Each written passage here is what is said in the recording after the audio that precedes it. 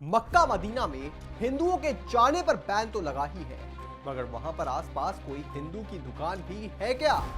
ये बड़ा सवाल है हिंदुओं के सबसे बड़े रक्षकों में से एक पंडित धीरेन्द्र शास्त्री का।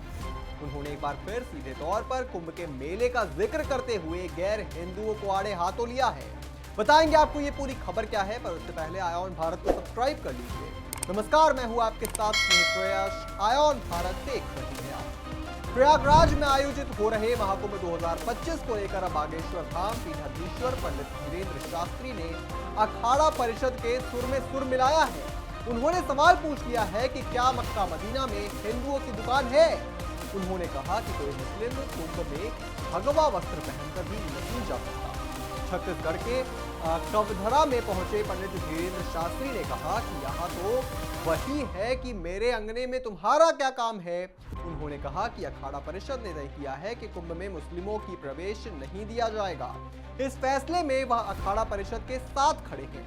उन्होंने कहा कि इन्हें इतना ही अगर भाईचारा रखना है तो थूक कांड करने वालों पर अब तक फतवा जारी क्यों नहीं हुआ। यह दोहरी मानसिकता है और वह इसका समर्थन नहीं कर सकते। उन्होंने हिंदुओं को कुंभकर्ण की तरह सोने वाला बताया। धीरेन्द्र शास्त्री ने कहा कि अब हिंदुओं को जागना होगा। कवर्धा और कांकेर में बागेश्वर महाराज ने हनुमान जी और अगर मोती माता के दर्शन किए। इस दौरान उन्होंने ऐलान किया कि विस्तर में धर्मांतरण को रोकने और हिंदुओं को जगाने के लिए वह जल्द ही पदयात्रा करने वाले हैं। इस दौरान जितने भी लोगों ने धर्मांतरण किया है उनकी घर वापसी होगी। उन्होंने समुदाय विशेष पर आरोप लगाते हुए कहा कि बहुत प्लांटेड तरीके से आदिवासी संस्कृति को खत्म करने की कोशिश हो रही है। पिछले दिनों अखाड़ा परिषद ने प्रयागराज महाकुंभ में मुसलमानों को चाय, जूस और खान पान की दुकान नहीं देने के प्रस्ताव पास किया था। इसके बाद अखाड़ा परिषद को इसी प्रस्ताव को लागू करने के लिए सरकार से अनुरोध किया था। अखिल भारतीय अखाड़ा परिषद के राष्ट्रीय अध्यक्ष एवं श्री पंचायती निरंजनी अखाड़ा के राष्ट्रीय सचिव महंत रविंद्र पुरी महाराज ने इसी आयोजन को लेकर सरकार से मांग की थी। महंता ने को देखते हुए कहा था कि किसी भी गैर समुदाय के व्यक्ति को मेले में वेंडर का लाइसेंस नहीं दिया जाए। उन्होंने तर्क दिया था कि पिछले दिनों समुदाय विशेष के लोगों ने चाय में थूकने या पेशाब करने की हरकत की है। इसकी वजह से इनके प्रति हिंदुओं का विश्वास कम हुआ है। ऐसे में यदि कुंभ मेले में इन्हें दुकानें आवंटित होती हैं तो इस तरह की घटना होने की संभावना प्रबल है। उन्होंने सरकार को भेजे अनुरोध पत्र में साफ तौर पर कहा कि कुंभ में नागा सन्यासी भी बड़ी संख्या में होंगे।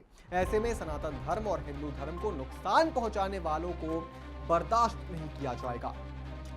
उन्होंने कहा कि कई मुसलमान अखाड़े में भी काम करते हैं, उनके साथ साधु संत कभी भेदभाव नहीं करते, लेकिन कुछ कट्टरपंथी मुसलमानों ने पूरे समाज को बदनाम किया है।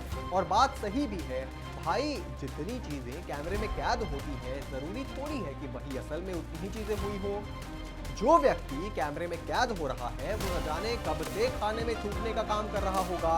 और सच में आप एक बार सोच कर देखिए कि अगर इस तरह की चीजें कुंभ के मेले में सामने आती है तो क्या होगा।